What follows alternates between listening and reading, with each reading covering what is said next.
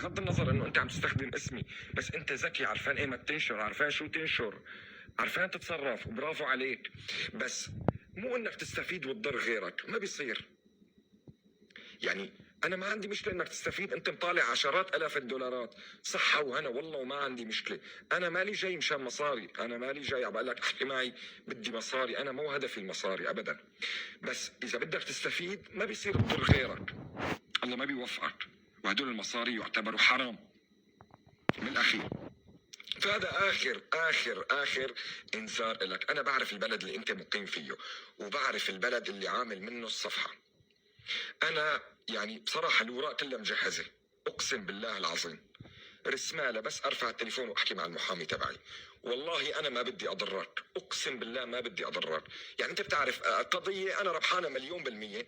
يعني انت ما عندك حق ولا 1%. الصفحة باسمي، المحتوى محتواي، ما عندك محتوى تاني. يعني انت اخذ محتواي عم تنشره، تمام؟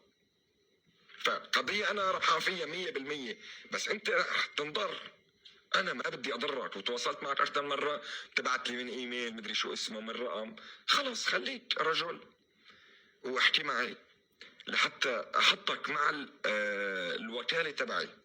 يعني انت شاب ذكي وناجح، بالعكس انا بدي استفيد منك وما بدي منك مصاري.